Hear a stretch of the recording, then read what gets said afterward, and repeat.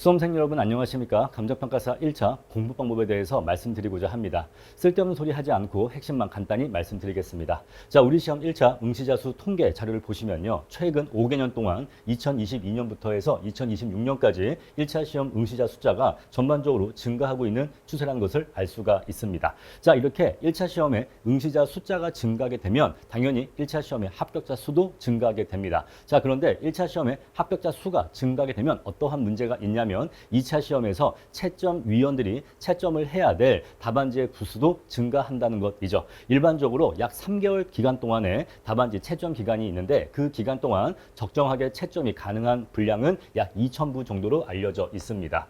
자, 그런데 최근에 1차 시험에 응시자 숫자가 증가하면서 2025년도에 어떠한 일이 발생했냐면 6,700명 정도가 응시를 하면서 합격자 수가 1,900명이 나와 버렸습니다.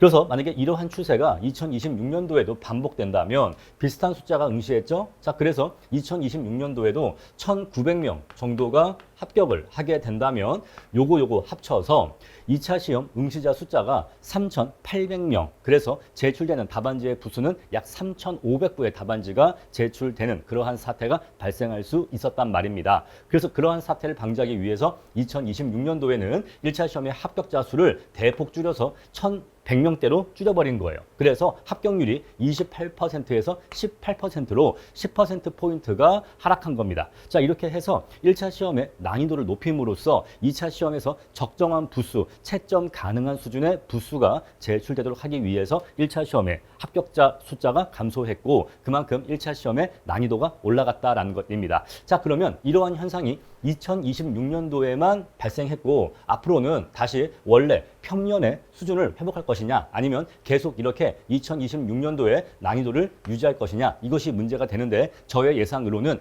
2026년도 정도의 난이도가 계속해서 유지될 것으로 예상이 됩니다. 자, 왜냐하면 우리가 어쨌거나 지금 1차 시험의 응시자 숫자가 3,000명대에서 지금 6,000명대로 이미 거의 2배 가까이 증가해 있는 상태예요. 거의 2배 가까이 증가해 있는 상태이기 때문에 2027년도라고 해서 갑자기 1차 시험 응시자가 4,000명대로 내려갈 일은 없단 말입니다. 그래서 역시 2027년도에도 6,000명대 응시자가 있을 것으로 예상이 되고 그 이후에도 역시 마찬가지로 6,000명 정도의 시험 응시자가 있을 것으로 예상이 돼요. 따라서 6,000명 정도의 응시자가 있는 상황에서는 합격률이 20% 내외로 맞춰질 것으로 예상을 합니다. 자, 그래서 2026년도의 합격률과 큰 차이가 없을 것으로 예상이 돼요. 따라서 이제 제가 드리고 싶은 말씀의 핵심은 감정평가사 시험 응시자 숫자가 증가했기 때문에 이제 당연히 1차 시험의 난이도도 올라갈 수밖에 없다라는 것입니다. 자, 그런데 이러한 현상이 감정평가사 시험에서만 발생하고 있는 것은 아니에요.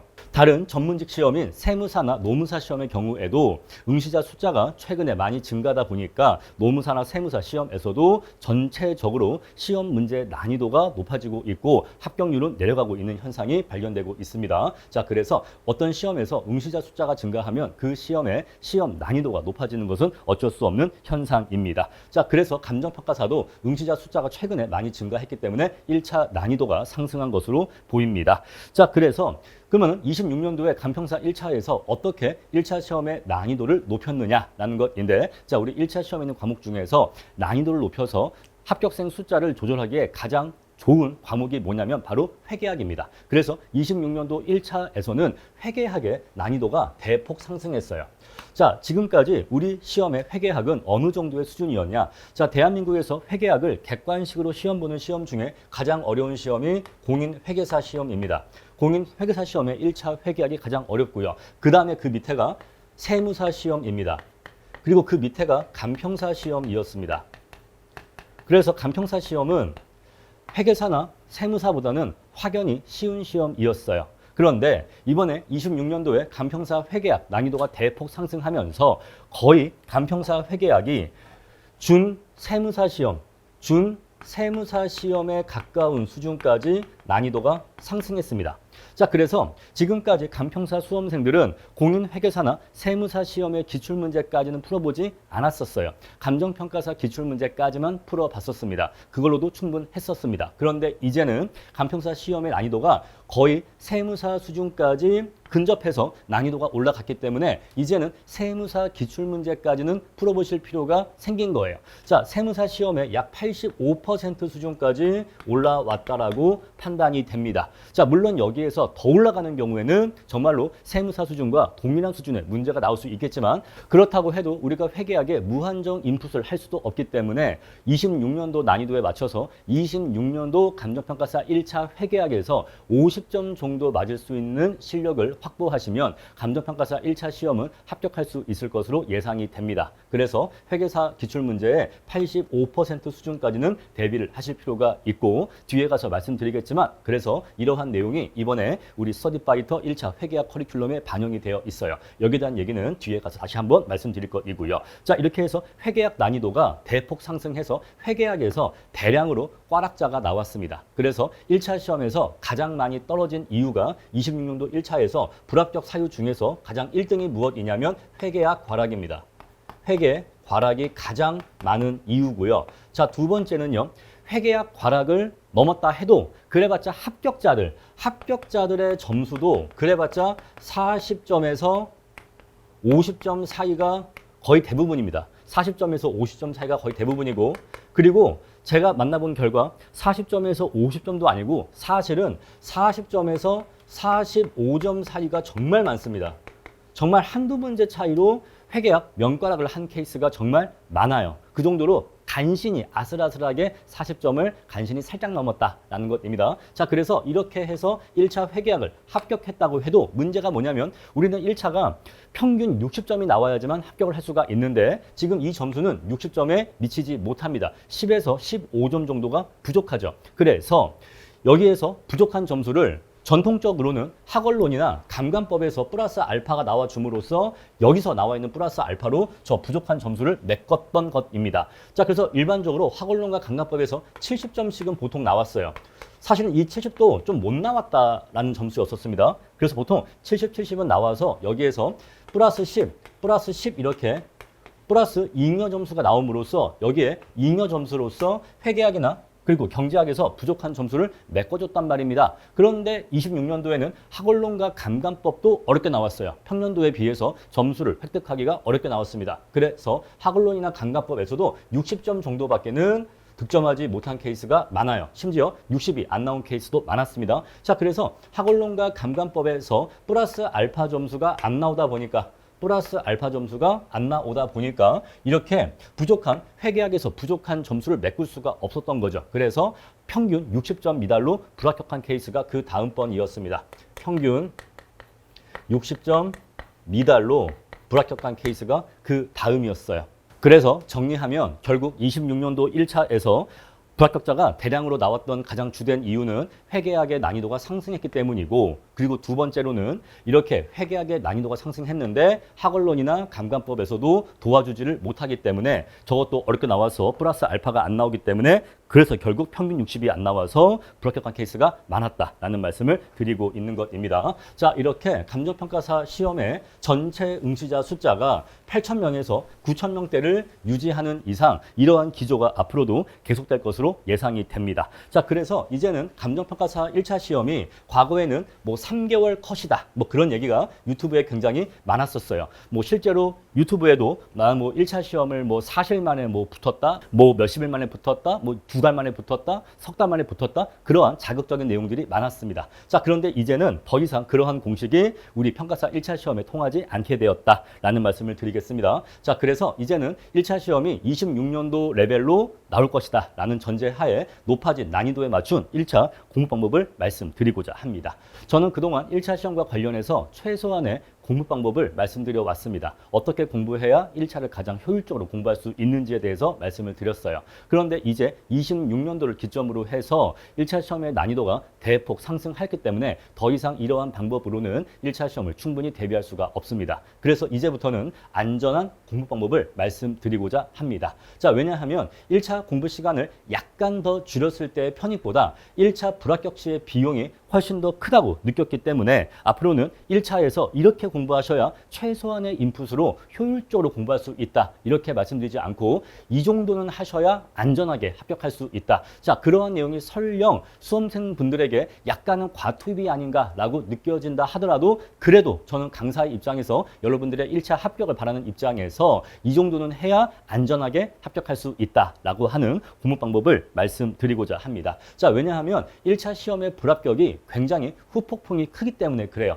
자, 1차 시험에 떨어진다고 하는 것은 그 다음에 2차까지 미리 떨어지는 결과가 발생하는 것입니다. 자, 우리 감정평가사 시험이 다른 시험과 달리 유난히 1차 시험과 2차 시험 사이에 연계성이 낮아요. 자, 회계사나 세무사의 경우에는 1차에서 보는 회계학과 세법이 2차에서도 회계학과 세법을 시험 봅니다. 그래서 회계사나 세무사의 경우에는 1차 과목과 2차 과목의 연계성이 높습니다. 그런데 간평사는 1차와 2차의 연계성이 낮다라고 해서 그동안 1차가 개무시돼 왔던 게 사실이에요. 그런데 그러한 1차에서 떨어진다는 것이 어떠한 의미를 가지냐면 우리가 전년도에 1차 시험에서 불합격을 하면 그 다음 연도에 1차 시험을 응시해야 됩니다. 자, 그러면 보통 이때는 1차 시험을 합격합니다. 왜냐하면 전년도에 1차 공부를 했었던 베이스도 있고 그리고 작년도에 1차 시험에 떨어진 아픈 기억도 있기 때문에 그 다음 연도에는 조금 정신 차리고 1차를 좀 더 제대로 준비하기 때문에 보통 이런 경우에는 그 다음에 1차를 붙기는 붙어요. 그런데 1차를 붙기는 붙는데 1차 시험을 대비하기 위해서 이때 한 4개월 정도는 충분하게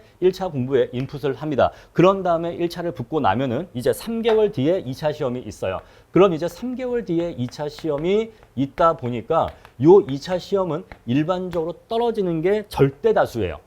자, 그래서 우리가 동차 시험이 참 붙기가 어려운데 그 전년도에 1차가 떨어져서 그 다음 연도에 1차를 보기 위해서 그 다음 연도에 1차를 공부하고 나면요 1차는 붙어요. 그런데 그 연도에 2차는 거의 떨어진다라는 것이죠. 왜냐하면 2차 시험 직전에 너무나 많은 시간을 1차에 인풋했기 때문에 그 해에 2차를 붙기가 어렵습니다. 그래서 결국에는 이게 세트가 돼요. 세트. 불합격, 합격, 불합격. 이게 세트가 되기 때문에 결국 전년도 1차의 불합격은 그 다음 연도 2차의 불합격과 직접적으로 연결되는 관계가 있다고 얘기할 수가 있습니다. 그래서 어떤 연도에 1차에 떨어졌다라고 하는 것은 그 다음 연도 2차에도 미리 떨어지는 결과가 발생하게 됩니다. 자, 그래서 어떤 시험의 1차 불합격이 단순히 1차 불합격으로만 끝나는 게 아니라 그 다음 연도 2차에 미리 떨어지는 결과가 발생할 수 있기 때문에 거의 대부분이 이렇게 이어지기 때문에 1차 시험에서 너무 아슬아슬하게 최대 효율만 추구하지 마시고 일단은 1차를 확실하게 합격을 하시는 것이 전체 수험 전략상 현명합니다. 그래서 이제 앞으로는 이렇게 공부해야지만 최소한으로 준비할 수 있다. 그런 말씀보다는 이렇게 하셔야 어려워진 난이도에서도 1차를 합격할 수 있다라는 것을 말씀드리겠습니다. 자, 물론 항상 레벨이 중요하겠죠. 너무 과소 투입이 있고 우리 시험에서의 과소 투입이 있고 과다 투입이 있었을 때 요 사이에서 적정한 레벨을 찾아야 될 것입니다. 적정한 레벨을 찾아야 되기 때문에 제가 이 레벨에 대해서 고민을 했고 어떻게 공부하는 것이 1차 시험을 안전하게 합격하면서도 과다한 과투입이 되지 않을 수 있는지에 대해서 이제 이하 내용을 통해서 말씀드리도록 하겠습니다. 자, 그럼 이제 구체적으로 감정평가사 1차 시험을 어떻게 공부해야 될지에 대해서 9가지 질문에 답을 하는 형식으로 하나씩 정리를 해드리겠습니다. 첫 번째, 1차 공부는 얼마 정도의 기간이 걸립니까? 라고 공부를 맨 처음 시작하시는 분들이 질문을 많이 하시는데 그건 제가 알 수가 없습니다. 왜냐하면 저는 당신이 어떠한 사람인지 모르기 때문에 그렇습니다. 자, 그 질문자의 학습 능력이 어느 정도인지 또는 감평사 1차와 관련해서 어느 정도의 기초 베이스가 있는지를 제가 알지를 못하기 때문에 당신이 1차 공부에 얼마나 걸릴 거다라는 것을 제가 사전적으로 알 수는 없습니다. 자, 예를 들어서 저 같은 경우에는 경영학과를 나왔는데 경영학과를 나왔기 때문에 회계학이나 경제학, 영어의 경우에는 별로 대비를 할 필요가 없었습니다. 사실상 그냥 거의 바로 시험을 봐도 되는 상태였고요. 저는 민법과 강납법만 공부하면 됐었습니다. 따라서 저처럼 이렇게 베이스가 있는 사람도 있고 전혀 관계없는 전공을 하신 분들은 베이스가 전혀 없으실 거예요. 자, 또는요 공인중개사 자격시험을 이미 보신 분들이 있고 보지 않으신 보신 분들이 있어요. 자, 공중사 시험을 미리 보신 분의 경우에는 민간부 요 세 과목에 대해서는 어느 정도 베이스가 있는 상태입니다. 자, 따라서 사람마다 학습 능력의 차이 그리고 베이스의 여부 등등에 따라서 개인차가 있기 때문에 얼마나 걸릴 것이다 라고 단정할 수는 없습니다. 다만 수험생 집단이라는 이 전체 평균적으로는 일반적으로 6에서 9개월 정도가 걸릴 것이라고 얘기를 합니다. 자, 전업수험생의 경우에는 6개월 정도 공부하면은 1차 시험에 합격하는 것이 보통 일반적인 모습이고요. 자, 직병, 육병의 경우에는 당연히 이것보다 더 걸리기 때문에 9개월 내외가 걸린다라고 말씀드리는 것이 가장 평균적인 수치라고 말씀드릴 수 있을 것 같아요. 자, 물론 이 안에는 또 역시 개인차가 있습니다. 저는 어떠한 경우까지 봤냐면 50이 넘으신 수험생인데 50이 넘으신 수험생이고 회사원이세요. 그런데 또 베이스도 전혀 없습니다. 공대 쪽을 나오셔서 베이스도 전혀 없어요. 그런데 1차 시험을 맨 처음 공부하실 때 직장을 다니시면서 3개월 안쪽으로 1차를 합격하신 경우도 봤습니다. 그러니까 그런 분도 있어요. 직장인이시고 나이도 많으시고 베이스도 없는데 직장 다니시면서 3개월 만에 1차를 합격하신 분도 있단 말입니다.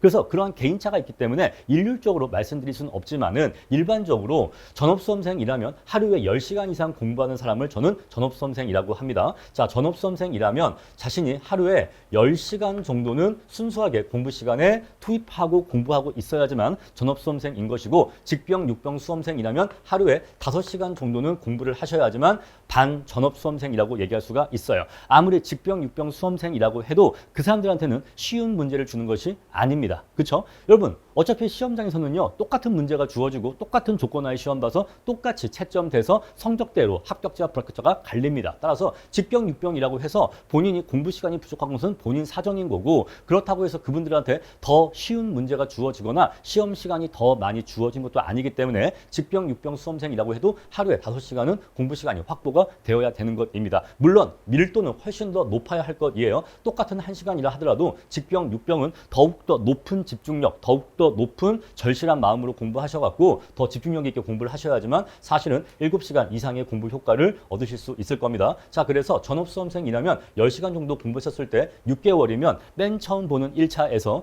자신이 베이스가 없는 상태에서 1차 시험에 합격할 수 있을 거다라고 생각을 하고, 이러한 기준점 하에서 본인이 어떤 상황이고 그리고 본인이 베이스가 어떻게 있고 이런 것들을 고려하셔서 내가 1차에 얼마 정도 걸리겠다라는 것을 감을 잡으셔야 돼요. 자, 그리고 전업수험생이 1차에 6개월 정도 걸릴 거다라고 이 말씀을 드리는데, 사실은 이게 6개월 정도이면은 간평사 1차 시험에 합격을 해야 됩니다.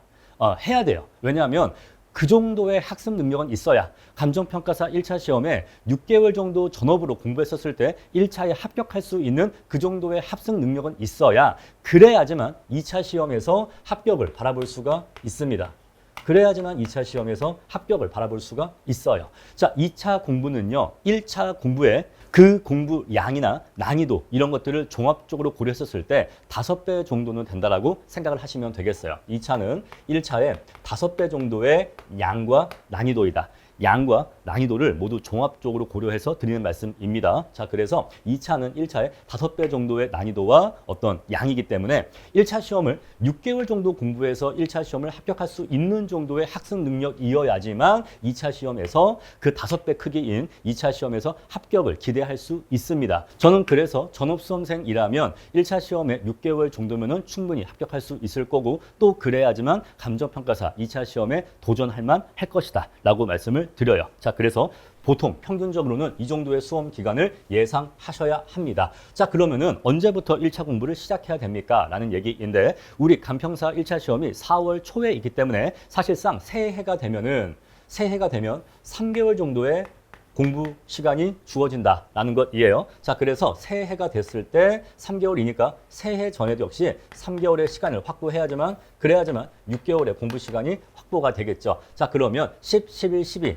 10, 11, 12 이렇게 3개월, 1, 2, 3 이렇게 3개월 이렇게 공부해야지만 6개월의 공부 시간이 주어지는 것입니다. 따라서 요 6개월 기준 한다면은 10월 초부터는 1차 공부에만 지금 제가 말씀드리는 건 2차 공부와 병행하는 기간을 말씀드린 게 아닙니다. 1차 공부에만 몰입해서 집중해서 공부하는 기간을 말씀드린 거예요. 그래서 10월 초부터는 늦어도 10월 초부터는 1차 공부에만 집중해 주셔야 되고, 만약에 본인이 직병, 육병 수험생이라면 더 이전부터 뭐 8월 달이나 9월 달 이럴 때부터 1차 공부가 시작은 되어야 한다는 것입니다. 아시겠죠? 자, 이렇게 해서 1차 공부에는 이 정도 시간이 걸린다라는 것이고요. 다음에 두 번째 질문입니다. 1차에서 어려운 순서는 어떠한 순서입니까? 라는 것인데, 자, 당연히 회계학이 가장 어려운 과목이고, 회계학, 경제학이 어려운 과목이고, 그 다음에 민법과 강납법은 같은 비슷한 수준의 난이도라고 보시면 되겠습니다. 자, 그리고 학원론이 난이도가 가장 낮은 과목으로 이해하시면 되겠어요. 자, 그런데 여기에 대해서는 조금 더 보충적인 설명이 필요한데, 첫 번째, 과거에는요, 회계학과 경제학의 난이도가 큰 차이가 있지를 않았습니다. 그래서 회계학과 경제학의 난이도가 회계학이 살짝 더 어려운 건 사실이었는데, 보통 이 비중이 한 3대 2 정도 비중이었거든요. 그래서 회계학이 경제학보다 약간 더 어려운 정도였었는데, 26년도 기출시험을 기점으로 해서 26년도를 기점으로 해서 회계학의 난이도가 확 올라갔기 때문에 이제는 회계학이 경제학의 2배 정도의 난이도라고 말씀드릴 수가 있어요. 여기서 2배라고 하는 것은 난이도와 공부량을 모두 다 양과 질을 모두 고려해서 종합적으로 말씀드리는 것입니다. 경제학을 대비하기 위한 공부 시간의 2배 정도를 회계학에 투입해야지만 간평사 1차 회계학을 대비할 수 있을 거다라는 말씀을 드리는 것이에요. 그래서 회계학이 4 정도의 양이라고 말씀드릴 수가 있고, 경제학은 그것의 절반 정도라고 말씀드릴 수가 있어요. 이렇게 해서 회계학과 경제학이 수리적인 내용이 나오기 때문에 아무래도 난이도가 가장 높은 과목이 되겠습니다. 자, 그리고 그 다음에 민법과 강납법이 이 둘이 비슷한 수준이라고 보시면 되는데, 각각 경제학의 절반 정도의 양이라고 보시면 되겠어요. 자, 그런데 민법과 강납법은 모두 법과목을 물어보고 있는 과목이긴 한데 성격이 약간 달라요. 민법은 그래도 그 안에 이해라는 게 있습니다. 논리라는 게 있어요. 자, 민법은 이해와 암기가 한 절반씩, 한 5대 5 정도로 이해와 암기가 반반씩 섞여 있는 과목이라면, 감감법은 이해 같은 건 없어요. 이건 그냥 거의 암기로만 이루어진 과목이다 라고 보시면 되겠어요.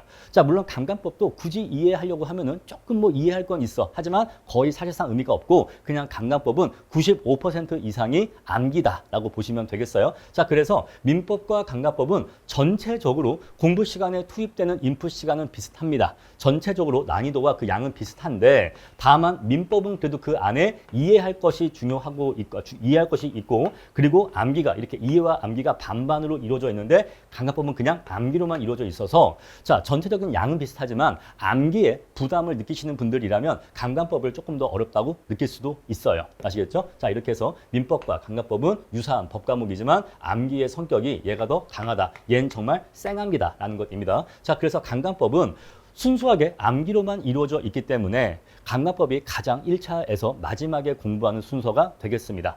자, 회계학과 경제학을 먼저 공부하시고, 그 다음에 민법과 학원론 공부하신 다음에 감감법은 1차 시험 직전에 벼락치기로 암기하시는 것이 보통 일반적이라서, 감감법은 2월 달에서 3월 달 정도에 그때 벼락치기로 암기를 하시는 것이 가장 효율적이겠다라는 말씀을 드리고요. 자, 학원론은요, 요거는 또 설명을 잘 드려야 돼요. 학원론이 쉽습니다. 자, 이게 쉬워요.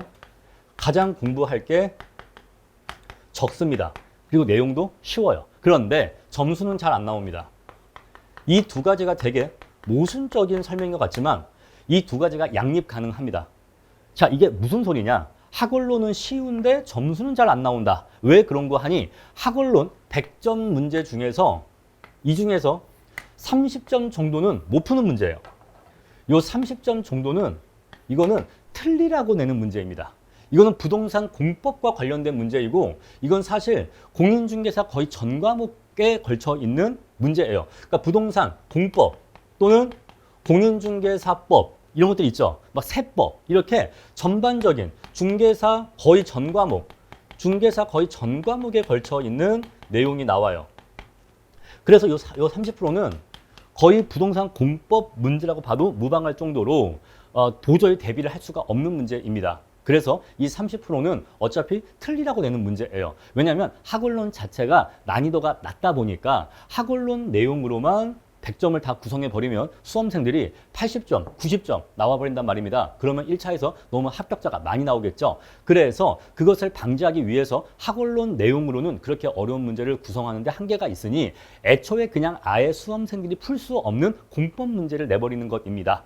그래서 이 30%는 어차피 못 맞추기 때문에 학원론은 만점이 70점이라고 보시면 돼요. 물론 수험생에 따라서는 학원론에서 80이 나오는 경우도 있는데 그거는 첫 번째 찍은 게 잘 맞았거나 아니면 두 번째 그분이 공인중개사 관련 베이스가 있어서 공인중개사 때 공부했던 내용으로 푸시는 경우도 있겠죠. 그래서 그러한 아주 예외적인 경우에 70에서 80 사이가 나오는 경우도 있는데 기본적으로 저도 학원론을 강의하는 강사로서 학원론은 70점을 만점으로 생각을 하시면 돼요. 그래서 나머지 이 70점 내에서 득점을 하기 때문에 이 전체 70점 정도 중에서 60점 정도 득점을 하시면 1차 시험 합격에 별로 어려움이 없다라는 것입니다. 자, 그래서 학원론은 이 두 가지가 모순적이게도 양립하고 있어요. 내용 자체가 가장 쉽지만 그래서 학원론은 학원 강의를 안 들으시고 혼자 공부하시는 분들도 많습니다. 하지만 점수는 잘 안 나오는데 이거는 수험생이 공부를 잘 하지 않아서가 아니라 애초에 풀 수 없는 문제가 30%가 나오기 때문이다 라는 것입니다. 자, 제가 이렇게 적어드린 요 숫자가 절대적이지도 않고 또 개인차가 있습니다. 어떤 사람들은 이 회계학이나 경제학이 쉽다라고 느끼고 이 법 과목을 어렵다고 느끼는 사람도 있어요. 사실 저 같은 사람들은 약간 그쪽입니다. 저는 사실 이 회계학이나 경제학은 좀 쉽다고 느꼈고 저는 오히려 이 상경계다 보니까 법학과 출신이 아니다 보니까 오히려 이런 법 과목이 더 처음에는 어렵게 느껴졌었어요. 그런데 이것은 개인차가 있기 때문에 모든 수험생이 다 똑같이 이렇게 느낄 거다라고 한 것은 아니지만 수험생 전체 집단을 놓고 보면은 대략 이 정도로서 평균적인 감을 잡으시면 되겠다라는 것입니다. 그래서 민법과 강간법에 1이라는 인풋이 들어간다면 경제학에는 그것의 2배만큼의 인풋이 들어가야 되고 회계학에는 경제학의 2배만큼의 인풋이 들어가야 된다. 이렇게 공부의 양을, 감을 잡으시면 되겠습니다. 자, 그럼 이제 각 시기별로 어떠한 순서대로 공부를 하면 좋을지에 대해서 말씀을 드리겠습니다. 자, 저는 일단 7월 달에 공부를 시작해서 1차 시험 공부에 9달을 투입한다라는 전제하에 말씀드릴 텐데 자, 여기에서 중요한 것은 몇 월 달에 시작한다. 그게 중요한 게 아니라 각 과목별로 공부 순서가 이렇다라고 하는 공부 순서가 중요한 거예요. 아시겠죠? 과목별 순서가 중요한 거지 어떤 사람은 1차에 9달 투입하고 어떤 사람은 6개월 투입하기 때문에 이 길이는 이렇게 늘어날 수도 있고 줄일 수도 있는 거죠. 하지만 중요한 건 무엇이다? 이 과목별 순서는 이러한 순서로 공부하시면 된다라는 것입니다. 자, 그래서 일단은 9달을 인풋한다. 비전업 수험생이 9달을 인풋한다. 먼저 말씀드리고 그런 다음에 전업 수험생의 경우에는 어떻게 하는지에 대해서 말씀을 드리겠습니다. 자, 비전업 수험생이라면 제가 9달 정도는 1차에 인풋해야 된다라고 말씀드렸고 자, 그랬을 때 회계학과 경제학이 있는데 둘 중에서 상대적으로 이해의 비중이 높은 게 경제학이고 암기의 비중이 높은 게 회계학이에요. 자, 그래서 경제학을 먼저 공부하시는 것이 좋습니다. 자, 우리가 어떤 과목에서 이해가 필요한 부분이 있고 이해가 필요한 부분과 암기가 필요한 부분이 있는데 어떠한 과목은 암기보다는 이해가 더 중요한 과목도 있고 어떠한 과목은 이해보다는 암기가 더 중요한 과목이 있습니다. 자, 그랬을 때 우리가 시험 날짜가 이때 있었을 때 시험에서 가까운 날짜일수록 암기 과목을 배치하고 시험에서 먼 날짜일수록 이해가 필요한 과목을 배치하는 것이 올바릅니다. 자, 우리가 수능 시험을 공부한다라고 하면은 수능 직전에는 사회와 같은 암기 과목을 공부하고 수능에서 날짜가 많이 남았을 때는 수학과 같이 이해가 필요한 과목을 먼저 공부하는 것이 좋습니다. 그래서 회계학과 경제학은 둘 다 수리가 들어가고 어려운 과목이긴 한데 둘 중에서는 상대적으로 경제학이 회계학보다는 암기의 비중이 적고 이해의 비중이 높아요. 그래서 경제학을 먼저 배치했습니다. 하지만 어떤 개인에 따라서는 선생님 저는 그냥 회계학부터 공부할래요. 그러시면 그렇게 하셔도 됩니다. 아시겠죠? 반드시 경제학부터 해야 된다. 그 말씀은 아닙니다. 일단 제가 제시한 것은 경제학부터 공부하는 게 좋을 것 같다라는 의견이고 만약에 본인이 저는 그래도 회계학부터 하겠습니다 라고 하시면은 회계학부터 하셔도 큰 차이가 있는 것은 아니에요. 자, 이렇게 해서 경제학부터 공부하시다가 그런 다음에 회계학을 공부하시면 됩니다. 자, 그럼 이제 1차에서 가장 중요한 과목인 회계와 경제에 대해서 공부가 됐겠죠. 자, 그럼 이제 민법과 학원론으로 들어가시면 돼요. 기본적인 순서가 회계학과 경제학 먼저이고 그런 다음에 민법과 학원론 들어가시면 공부하시면 되고 감각법이 가장 마지막 순서입니다. 자, 이렇게 해서 민법과 학원론을 연말부터 시작해서 연초까지 민법과 학원론 공부하시면 되는데 근데 이 기간 동안은 민법과 학원론만 공부하는 거냐? 그건 아니에요. 그건 아니고요. 자, 이 기간에 집중적으로 공부해야 될 과목을 제가 색칠을 해놓은 것뿐이지 요 기간 동안에는 회경을 보면 안 된다. 그런 뜻은 아닙니다. 자, 그래서 요 기간 동안에 회경을 지금까지 공부했던 회경을 리마인딩을 하셔야 돼요. 자, 이거는 새로운 걸 공부하는 게 아니라 지금까지 공부했던 회경의 교재를 다시 한번 읽어보시면서 기억을 유지하는 정도로만 복습을 해주시는 것입니다. 만약에 하루에 공부 시간을 배분한다면 여기에 8, 여기에 2 또는 여기에 7, 여기에 3 이 정도의 밸런스를 유지하시면서 하루에 8 정도는 민법과 학원론 공부하시고 하루에 2 정도는 회경의 기억을 유지시켜 주시는 거예요. 또는요 7대 3의 비중으로 그렇게 회경의 기억을 유지시켜 주시면 되겠습니다. 자, 이렇게 하시다가 잠깐 2월 달에는 감감법을 폭발적으로 집중적으로 암기를 해 주셔야 돼요. 2월 달부터는 감감법을 폭발적으로 암기해 주셔야 되고 만약에 암기에 좀 자신이 없다 하시는 분들의 경우에는 여기 1월 달부터 연초부터 감감법을 같이 외워주시기 시작해야 됩니다. 아시겠죠? 자, 이렇게 해서 감감법을 요때 연초에는 감감법을 집중적으로 암기를 해 주셔야 되고 자, 3월 달에는 당연히 1차 시험 직전이기 때문에 모든 과목에 대해서 지금까지 공부했던 전 과목에 대해서 리마인딩을 해 주시면서 이제 시험 준비를 해 주시는 것입니다. 자, 이때는 여러 가지 기출 문제를 풀어 보신다거나 시간 내에 풀어 보신다거나 또는 각 학원의 1차 시험 모의고사 문제지를 구해다가 풀어 보신다거나 해서 1차 시험에 최종 대비를 하시면 되겠어요. 자, 이렇게 해서 비전업 수험생인 경우에는 9달 스케줄로 1차를 공부한다라고 하면은 이러한 스케줄로 공부하시면 되고 자, 이제 전업수험생이라면 어떻게 공부할지를 말씀드리겠습니다. 자, 전업수험생은 제가 6개월 정도는 충분히 1차 시험에 인풋을 해야 된다라고 말씀을 드렸습니다. 그런데 이 스케줄표는 현재 9달짜리 스케줄표이기 때문에 이 순서를 유지한 상태에서 이것만 이렇게 줄이면 돼요.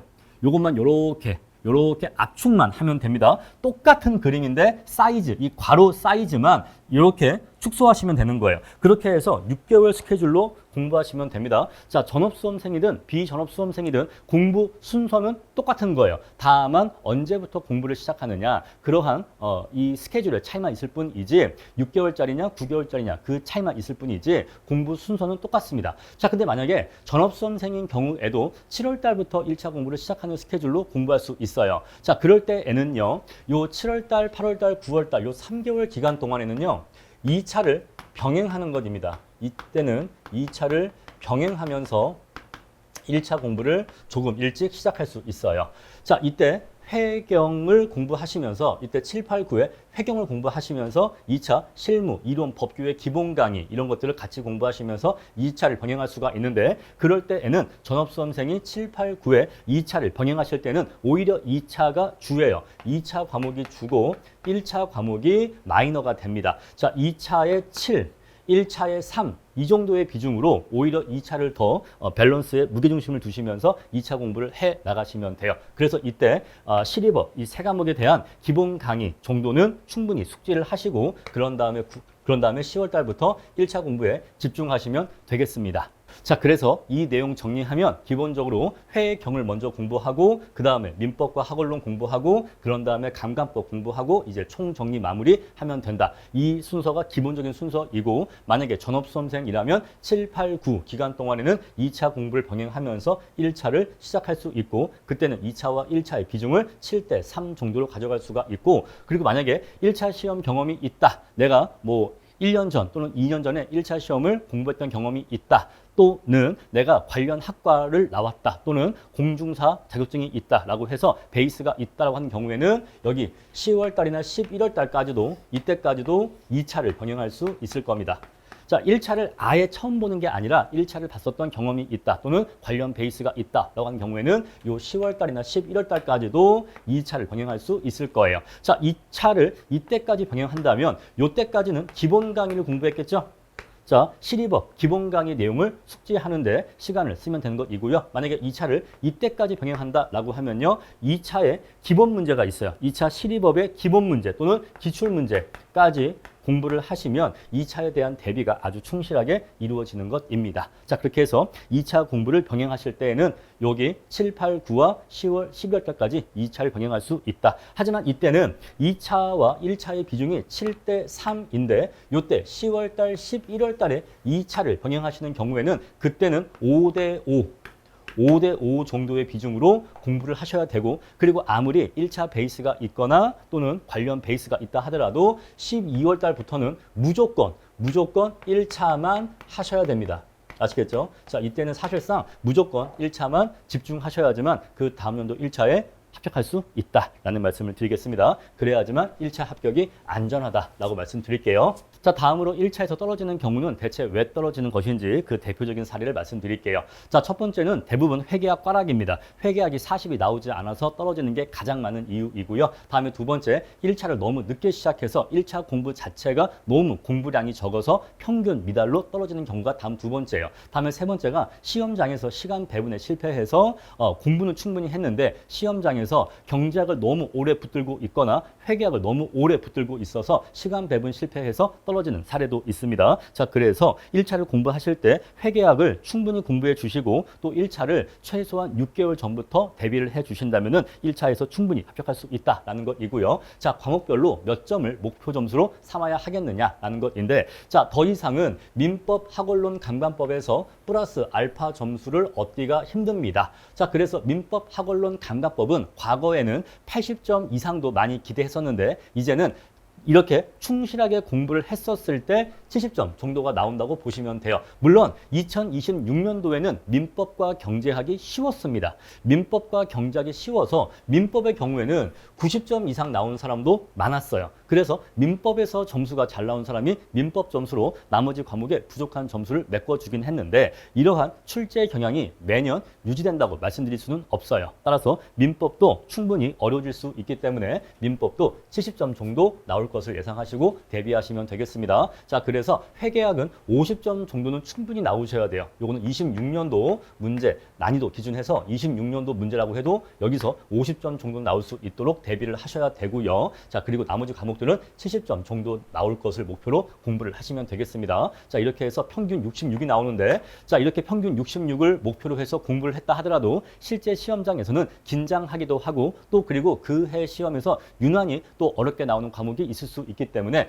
그런 것까지 고려하면은 사실은 60점 초반으로서 평균 점수를 득하고 1차 시험을 합격하게 될 것이다 라는 것입니다. 자, 이렇게 각 과목별로는 이 정도 점수를 목표하시면 된다라는 것이고요.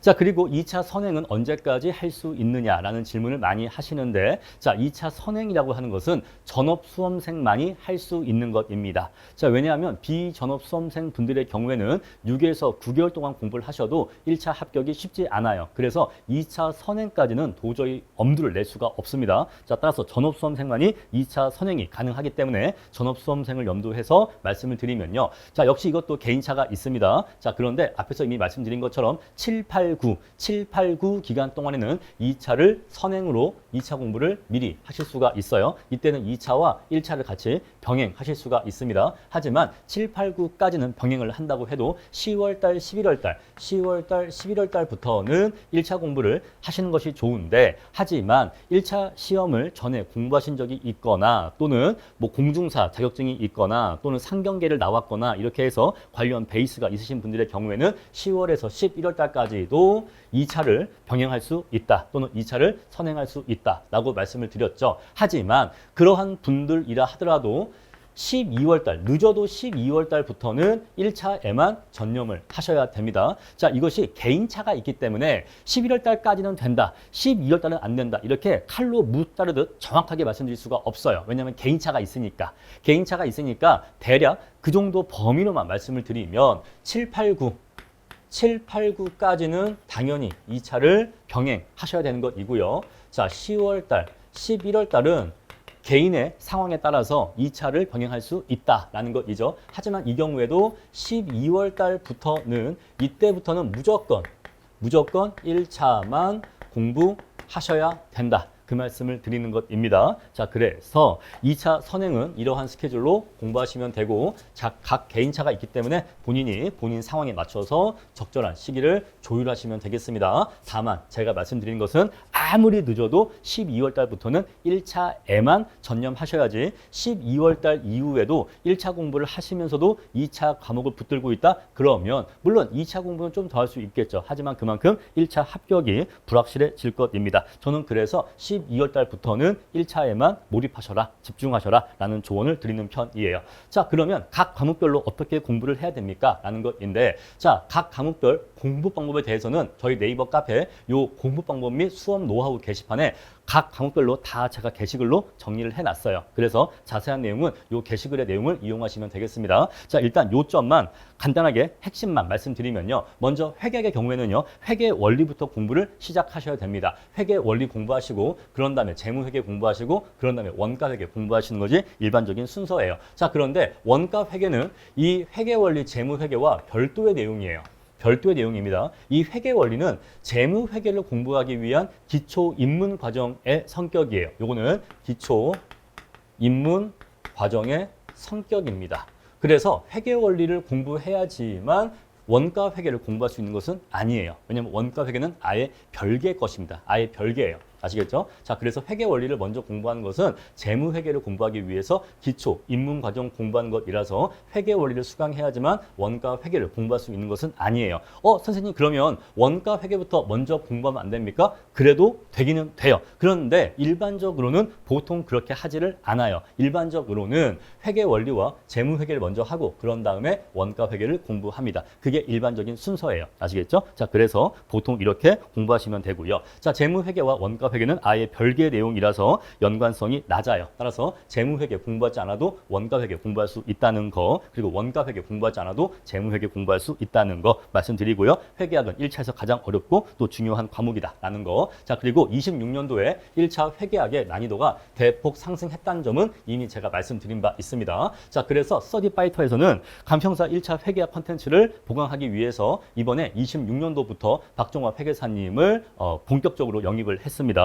물론 그 이전에도 박정환 회계사님의 그 회계학 교재로서 스파 회계학 강의가 이루어지긴 했는데 이번에 정식으로 영입을 해서 박정환 회계사님이 어떠한 역할을 해주시냐면은 첫 번째, 자, 박종환 회계사님의 교재로 강의가 이루어져요. 그래서 모든 강의 교재가 박종환 회계사님의 교재로 이루어지고, 그리고 두 번째, 자, 강의는 제가 진행합니다. 강의는 제가 진행을 하고, 자, 제가 촬영한 강의 영상을 박종화 회계사님이 모니터링을 해주십니다. 모니터링을 해주셔서 강의 영상의 퀄리티를 보장해 주시고요. 자, 이 모니터링을 통과한 강의 영상만이 사이트에 업로드가 될 거예요. 모니터링을 통과해야지만 사이트에 업로드가 될 것이다. 자, 그래서 오류 없는 강의 영상을 제공해 드릴 것이고요. 자, 그리고 질문 답변도 박종화 회계사님이 직접 질문 답변을 달아주실 거예요. 자, 지금도 이미 박종화 회계사님이 우리 스터디파이터 카페에서 회계학 질문 답변을 달아주고 계십니다. 자, 이렇게 해서 박종화 회계사님을 영입해서 회계학 콘텐츠를 대폭 강화했고요. 자, 그리고 한 가지만 더 추가하면은, 자, 기존에는 간평사 회계학 기출문제까지를 다루었는데 여기다가 이번에 세무사 기출문제까지 콘텐츠에 추가를 합니다. 세무사 기출까지 컨텐츠에 추가를 해서 이제 어려워진 난이도에 맞춰서 시험을 대비할 수 있도록 컨텐츠를 이렇게 대폭 강화하였습니다. 자, 그래서 세무사 기출까지 이번에 저희 교재에 포함을 시키기 때문에 26년 7월부터 11월까지 요 4개월의 기간 동안 회계학 리뉴얼이 진행됩니다. 자, 그래서 기본 강의는 일부가 리뉴얼되고 문제풀이는 전면적으로 리뉴얼이 될 거예요. 문제집은 아예 새로 만들 것이고 아예 새로 만들어진 문제집을 아예 새롭게 강의 촬영을 진행할 것입니다. 자, 그래서 기본 강의와 문제풀이 강의에 걸쳐서 리뉴얼이 이루어진다. 이렇게 해서 어려워진 회계학에도 완벽하게 대비를 할 수 있도록 컨텐츠를 강화하겠습니다. 자, 회계학은요, 휘발성이 굉장히 높아요. 왜냐하면 굉장히 우리 일상생활과 좀 거리가 있는 내용이다 보니까 책을 읽어도 잘 와닿지가 않습니다. 그래서 휘발성이 굉장히 높기 때문에 좀 암기를 많이 해주셔야 되고 반복 연습을 많이 해주셔야 돼요. 자, 반복 연습은요, 문제를 많이 풀어보시면서 반복 반복 연습을 해야 됩니다. 회계학과 경제학은 문제풀이를 통해서 공부를 하셔야 되는 과목이에요. 그래서 많은 문제를 풀어봐서 자꾸 그 회계학 내용이 날아가지 않도록 기억을 유지시켜 주셔야 되는데, 그럴 때에는 쉬운 문제부터 시작을 해서 어려운 문제로 문제풀이를 점점 수준을 높여 가셔야 돼요. 자, 그래서 스파에 이번에 회계학 문제집을 대폭적으로 전면적으로 리뉴얼 할 것이다 라고 했는데, 자, 레벨 1 문제가 있고 레벨 2 문제가 있고요. 자, 스파의 회계학 교재는 레벨이 총 3단계로 이루어집니다. 레벨 1, 레벨 2, 그리고 레벨 3 문제로 이루어져 있는데, 첫 번째 레벨 1 교재는 보험 계리사와 그리고 관세사 문제로 이루어져 있어요. 보험 계리사와 관세사가 감정평가사 시험 문제보다 더 쉬운 난이도입니다. 그래서 이게 가장 쉬운 문제이고, 그 다음이 간평사 시험 문제가 레벨 2라고 할 수가 있어요. 간평사 기출이 레벨 2이고 세무사 기출을 레벨 3라고 두겠습니다. 자, 이렇게 해서 보험 계리사나 관세사 문제부터 간단하게 쉬운 문제부터 문제풀이를 시작하셔서 간평사 문제풀이 하시면 되겠죠. 자, 사실은 간평사 기출 문제만 제대로 공부하셔도 회계학에서 40점 이상은 득점을 하실 수가 있지만, 우리는 더욱더 안전하고 확실하게 1차 시험에 합격을 해야 되기 때문에 세무사 기출까지 대비를 하셔야 되고, 세무사 기출까지 대비하시면은 50에서 60점 정도의 점수가 나올 수 있습니다. 자, 그래서 세무사 기출까지 다룰 것입니다. 자, 저희 문제집은 이렇게 구성이 될 것이라는 거, 레벨 1, 2, 3로 해서 점차 단계적으로 쉬운 문제부터 시작해서 점차 어려운 문제로 이렇게 수준을 높여 드릴 것입니다. 자, 그리고 시험장에서의 긴장감까지 대비가 필요하기 때문에 평상시에 문제를 풀어서 나오는 정답률보다 실제 시험장에서는 그것보다 덜 맞춘다, 그것보다 정답률이 낮다라는 전제하에 보수적으로 공부를 하셔야 됩니다. 왜냐하면 내가 책상에서 공부할 때의 나의 그 상태와 시험장에서 막 떨리고 긴장되고 그러한 상태에서의 나의 상태가 달라요. 시험장에서는 긴장되기 때문에 손이 굳고 머리가 굳습니다. 그래서 평상시 실력이 잘 나오지 않기 때문에 평상시 실력이 100점이다, 100이다 라고 하면은 실제 시험장에서는 그것에 0.8밖에는 발휘가 되지 않는다 라고 보시면 되겠어요. 자, 그래서 우리가 시험장에서 50점을 맞고자 한다 라고 하면요, 평상시에는 60점 이상으로 공부를 해 놓으셔야 실제 시험장에서 50점을 맞을 수가 있는 것입니다. 그래서 보수적으로 준비를 하셔야 되고요. 자, 시험장에서는 문제를 딱 보자마자 이 문제가 내가 풀 수 있는 문제인지 아닌지를 빠르게 판단하셔야 돼요. 그래서 딱 봐서 아, 이건 내가 못 풀 것 같은데 라는 생각이 들면 그 문제는 과감하게 스킵하시고 풀 수 있는 문제부터 일단 먼저 푸셔야 됩니다. 자, 그래서 문제가 전체 40문제인데 40문제 중에서 20문제만 내가 풀 수 있으면 그러면 회계학 시험은 통과고 그러면 1차 시험은 합격이에요. 그래서 40문제 중에서 40문제를 어차피 다 못 풀어요. 그러니까 이 40문제 중에서 내가 풀 수 있는 20문제를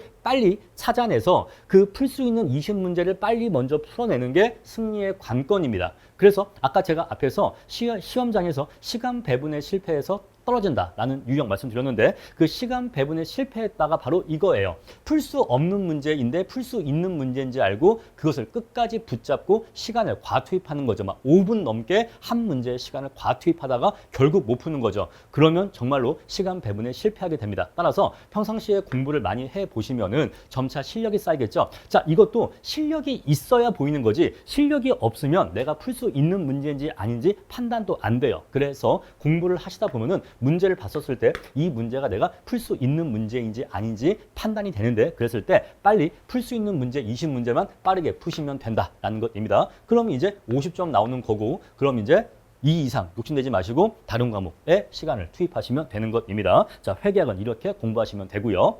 자, 다음으로 경제학 공부 방법에 대해서 알아보겠습니다. 자, 경제학은 일단 먼저 기본 강의 수강하시면서 워크북 교재가 있는데 이 워크북 교재를 같이 풀어보세요. 그러면 기본 강의 내용을 잘 이해할 수가 있습니다. 자, 간단한 퀴즈로 이루어진 워크북 문제를 같이 풀어보시고요. 그런 다음에 이제 문제집을 푸시면 됩니다. 자, 그리고 이제 마지막에 최신 기출 문제를 모의고사 형태로 시간 재놓고 풀어보시면 돼요.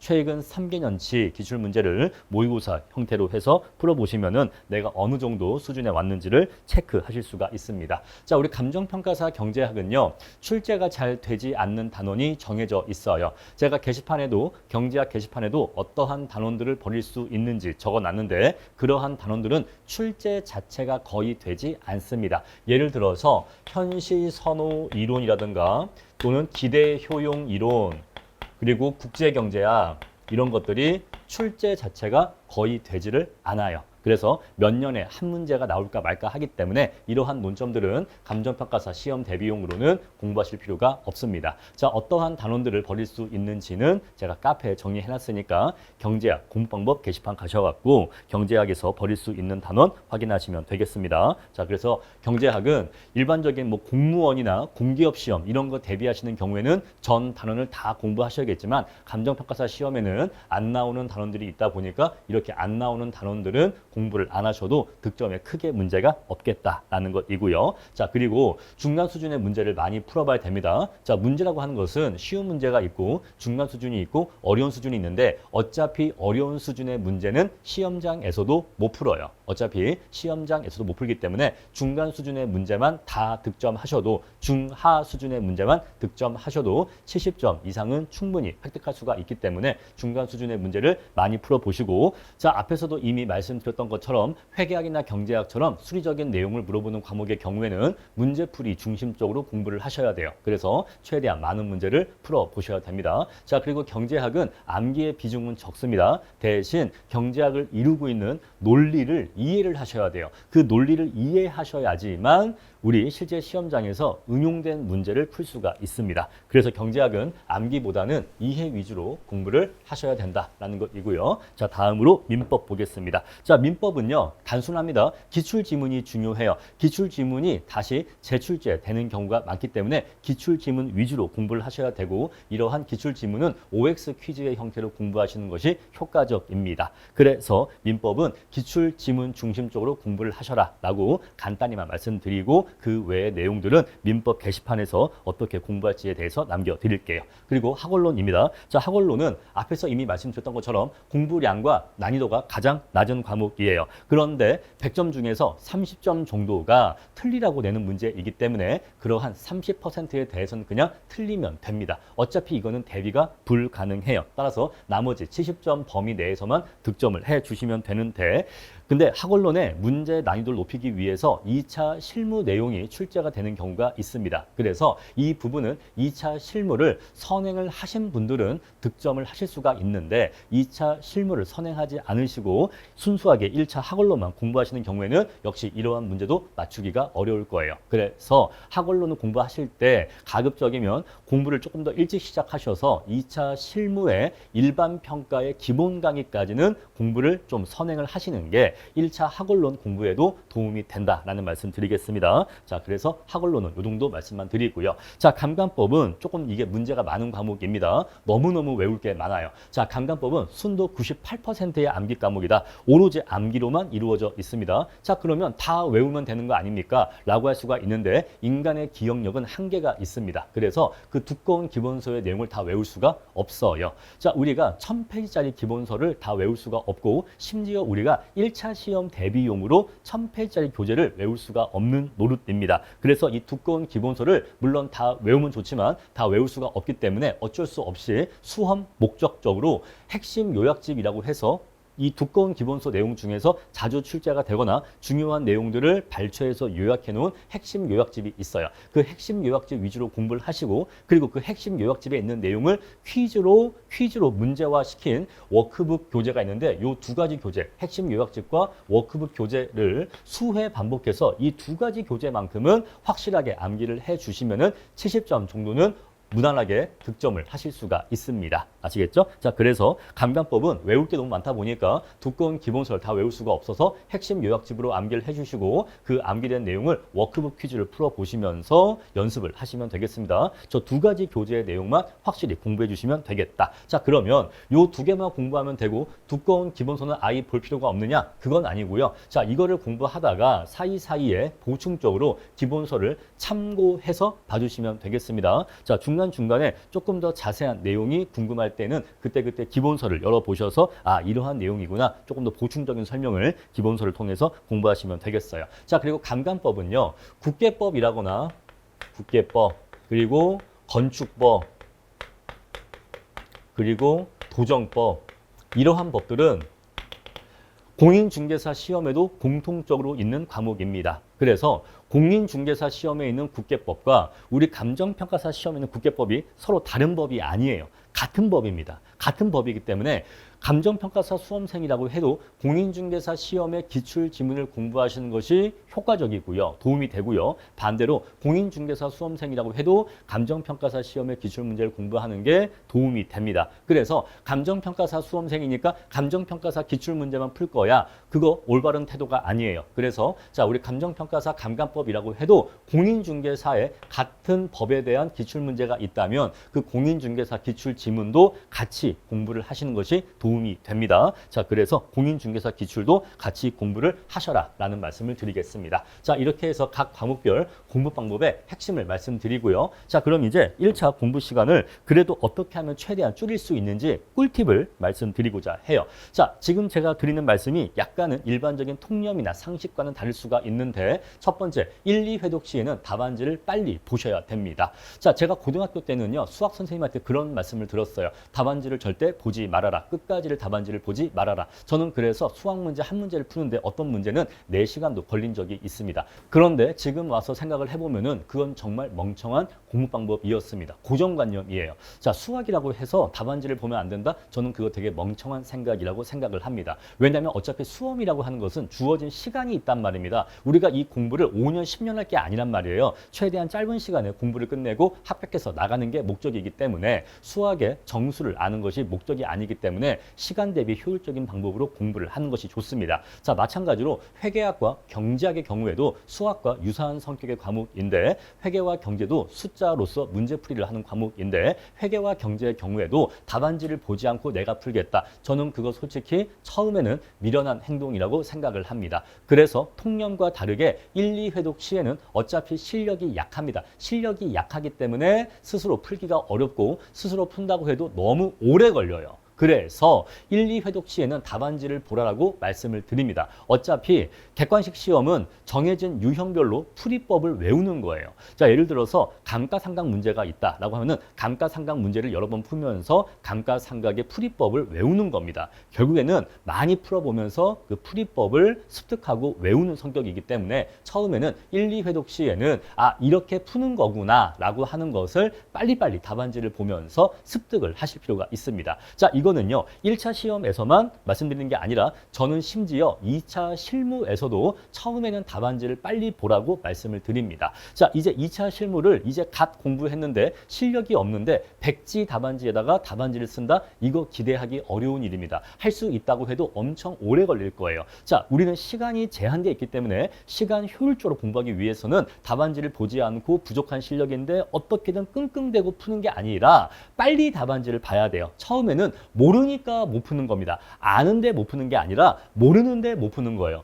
그러니까 모르니까 그러면 답안지를 보고 빨리 알아야죠. 답안지를 빨리 펴서 아, 이렇게 푸는 거구나 라고 빨리 봐서 익힌 다음에 그렇게 한 번, 두 번 반복하고서 익힌 다음에 그런 다음에 이제 내가 풀 수 있는지 3회독, 4회독부터 그때부터 내가 풀어봐야 되는 것입니다. 따라서 처음부터 내가 풀려고 하지 마시고 일단은 처음에는 답안지를 보고 읽으세요. 읽으시면서 그냥 그렇구나 하고 쓱 보고 넘어가시는 게 아니라 답안지를 보시면서 공부를 하시라 이 얘기입니다. 아, 문제에서 이런 표현이 나오면 그 말 표현이 이런 뜻이고 자, 이러한 자료가 주어지면 이러한 자료를 이렇게 해석해서 이렇게 이러한 순서하에 이렇게 계산을 해야 되는구나 라고 답안지를 보시면서 공부를 하시라 이 얘기입니다. 그런 식으로 한 번, 두 번 답안지를 보시면서 공부를 하신 다음에 세 번째부터 내 실력으로 풀어보시는 연습을 하는 것이 시간 대비 효율적이에요. 절대로 처음부터 빈 백지에다가 자신의 실력으로 풀려고 하지 마시라. 왜냐하면 그러면 시간이 오래 걸립니다. 처음엔 답안지를 보시면서 익히시고요. 다음에 문제집 위주로 공부를 하셔야 됩니다. 자, 우리가 1차 객관식 시험에서 기본서가 있고 문제집이 있는데 처음에 기본서 공부를 하고 나면은 그 다음부터는 이제 문제집으로 넘어가셔야 되고 그런 다음부터 이제 문제집 중심적으로 공부를 하셔야 돼요. 따라서 기본서와 문제집이 있었을 때 이것의 공부 비중이 1차 객관식 시험의 경우에는 기본서가 3이고 문제집이 7이다 라고 말씀을 드리겠습니다. 자, 모든 과목에 걸쳐서 모든 과목에 대해서 기본서와 문제집의 비중이 3대 7의 비중이라고 이해하시면 되겠어요. 특히나 학원 강사가 만든 예상 문제보다는 과거 기출문제가 너무너무 중요합니다. 너무너무 중요하기 때문에 특히 기출문제는 완벽하게 대비가 되어 있으셔야 돼요. 그래서 자, 기출문제 꼭 풀어보셔야 되고 기본서보다는 문제집 중심적으로 공부를 하시면 시간을 훨씬 더 아낄 수가 있습니다. 자, 그리고 공부를 하다 보면은 너무 어려운 범위가 있어요. 자, 그래서 이렇게 어려운 범위들은 그냥 버리시는 것도 일종의 전략입니다. 자, 그런데 이렇게 버리는 범위가 많아질수록 당연히 정답률은 내려갈 것입니다. 따라서 얼마나 버릴 수 있느냐라고 하는 것은 본인이 잘 판단하셔야 되는데 어떤 과목에서 어려운 단원 20%까지 최대 20%까지는 버릴 수가 있어요. 자, 20% 이상 버리는 건 이제 너무 위험하고요. 최대 20%, 가장 어려운 단원인 20%까지는 버릴 수 있는데 물론 이것도 권장할 것은 아니고 권장할 것은 10% 정도 범위에서 버리는 것은 괜찮다. 라고 생각하는데 이제 10%를 넘어서 20%까지 버리기 시작하면은 이제 좀 위험해지는 지경에 이르게 됩니다. 자, 그래서 버릴 수 있는 건 버릴 수 있는데 최대 20%를 넘지 않아야 되고 그리고 이렇게 버리는 범위가 늘어날수록 대신 나머지 범위에 대해서는 더욱더 충실하게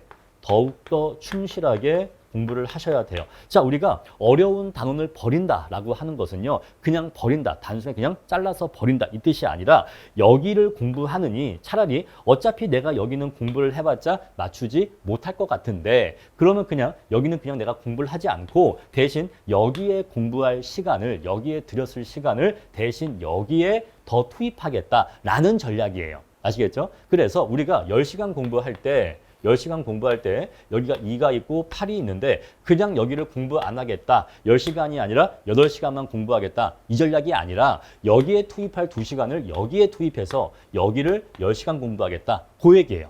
그런 전략입니다. 그래서 단순하게 그냥 안 한다가 아니라 여기에 투입할 노력을 대신 여기에 더 투입해서 여기에서 정답률을 더 높이겠다라는 전략이기 때문에 어려운 범위는 버릴 수가 있는데 대신 버리지 않고 남아있는 나머지 단원은 더욱더 충실하게 대비를 하셔야 된다라는 것입니다. 자, 그래서 이렇게 해서 1차 공부 시간을 줄일 수 있는 방법이 있다라는 거 말씀드리고요.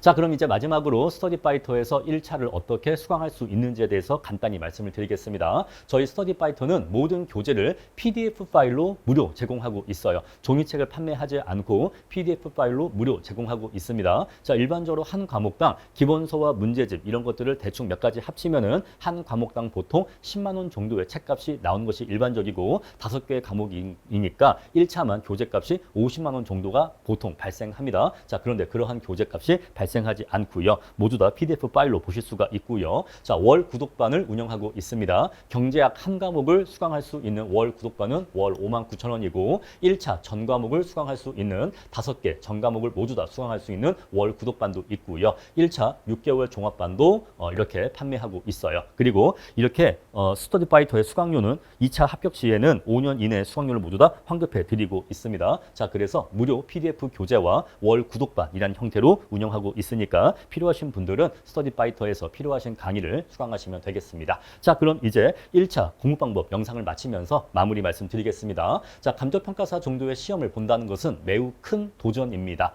요새 유튜브에서 너무 자극적인 내용이 많은데 뭐 1년 만에 합격했다, 뭐 생동체 합격했다, 뭐 그런 너무 자극적인 얘기가 많아요. 자, 그러신 분들은 그렇게 단기간에 합격하신 분들은 본인이 똑똑하신 분들이시기도 하고 또 운도 좋으신 겁니다. 물론 본인이 열심히 하셨겠지만 모든 수험생들에게 그렇게 단기간에 합격이 주어질 수는 없어요. 어쨌거나 합격자의 숫자는 정해져 있고 응시자는 훨씬 더 많기 때문에 그중에 극소수의 일부만이 그러한 행운을 본인의 노력으로서 그러한 행운을 가져가신 분들이고 대부분의 수험생분들은 평균적으로 3, 4년 정도의 공부는 충분하게 전업으로 투입하셔야지만 합격을 기대할 수 있는 것이 평균적인 현실입니다. 그래서 감정평가사 시험은 뭐 공인중개사 시험이나 뭐 그 정도 시험과는 달리 정말 정말 진심으로 전념을 다해서 몇 년 정도 공부를 해야지만 합격을 기대할 수 있는 시험이기 때문에 간평사 시험 자체가 큰 도전입니다. 특히 직병, 육병 수험생의 경우에는 내가 이 시험을 끝까지 완주할 수 있을 것이 불확실한 것이 사실이에요. 왜냐하면 직병, 육병 수험생 분들은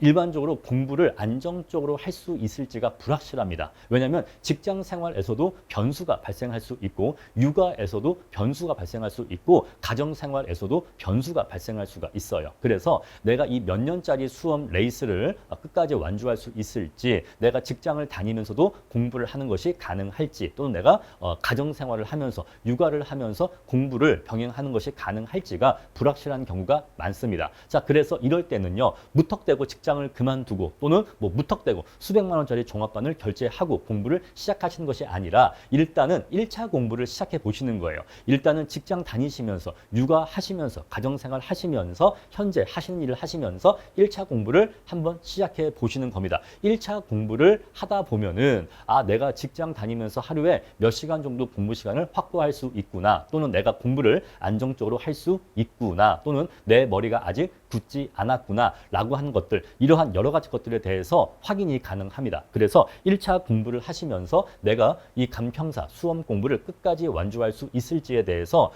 어느 정도 가늠을 해보시는 것이 좋겠습니다. 그래서 1차 공부가 간평사 공부의 시작점인데, 이렇게 해서 1차 공부를 합격하게 되시면은 그러면 이제 내가 할 수 있다라는 자신감이 붙으면서 이제 1차가 붙었기 때문에 이제는 2차 합격이라는 더 높은 수준의 도전을 이제 시도하게 돼요. 그래서 1차 합격은 이제 2차 공부에 추진력을 부여할 수 있게 됩니다. 아무래도 1차를 합격하고 나면은 주위 또는 뭐 가정, 배우자, 사람들에게 나 1차 붙었어 라고 하면은 그래? 라고 하면서 나 그래서 1차 합격했으니까 나 이제는 2차를 한번 도전해 볼 거야. 따라서 내가 2차를 도전하기 위해서 조금 내가 여가 시간도 줄일 거고 좀 가정 시간도 좀 줄여야 될 것이고 또 여러 가지를 내가 좀 포기해야 돼. 그런 것들을 좀 이해해 줬으면 좋겠어 라고 해서 주변의 도움과 응원을 받을 수가 있습니다. 그러면 그런 것들을 어떤 상승, 탄력으로 해서 2차 공부에 본격적으로 도전을 해볼 수가 있는 거죠. 자, 이렇게 해서 간평사 1차 시험을 통해서 여러분들의 도전을 시작해 보셨으면 좋겠고요. 그리고 시험 공부를 시작하기 전에는 당연히 충분하게 심사숙고를 하셔야 됩니다. 자, 간평사 1차 시험은 이러한 시험이고 이렇게 공부하시면 된다는 공부 방법을 제가 말씀드렸으니까 이 내용을 토대로 해서 본인이 계획을 잘 세워보시기를 바라겠습니다. 자, 이렇게 해서 간평사 1차 공부 방법 영상을 마무리하도록 하겠습니다. 감사합니다.